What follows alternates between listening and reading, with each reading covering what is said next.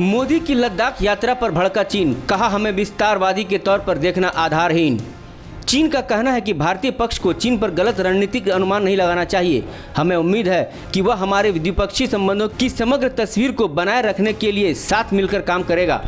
PM Modi ने चीन और भारत की सेनाओं में गतिरोध के बीच शुक्रवार को पूर्वी लद्दाख का औचक दौरा कर सैनिकों से मुलाकात की। उधर चीन ने इस पर प्रतिक्रिया देते हुए कहा कि किसी भी पक्ष को ऐसा कदम नहीं उठाना चाहिए जिससे सीमा पर हालात जटिल हो।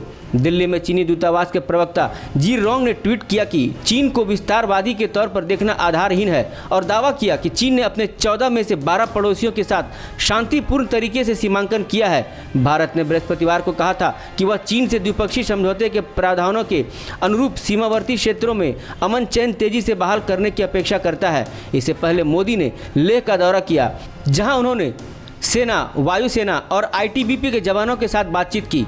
मोदी ने कहा कि विस्तारवाद का दौर समाप्त हुआ और भारत के शत्रुओं ने उसके सशस्त्र बलों को कोप और क्रोध को देख लिया।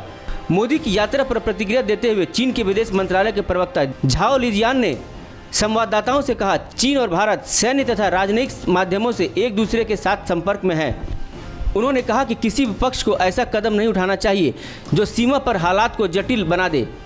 भारत और चीन की सेनाओं के बीच पूर्वी लद्दाख में कई जगहों पर पिछले 7 सप्ताह से गतिरोध बना हुआ है। 15 जून को गलवान घाटी में हिंसक झड़प में 20 भारतीय सैनिकों के शहीद होने के बाद तनाव और बढ़ गया।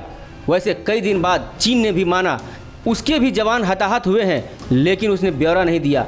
झाओ ने संवाददाता सम्मेलन में यह भी कहा कि चीनी कंपनियों के माल को सीमा शुल्क मंजूरी मिलने में देरी की खबरों के बीच और चीनी कंपनियों को सड़क परियोजनाओं में शामिल होने से रोकने के भारत के फैसले के बाद बीजिंग भारत में अपने कारोबार के वैध अधिकारों के लिहाज से जरूरी कदम उठाएगा। इंडिया न्यूज़ वायरल की रिपोर्ट।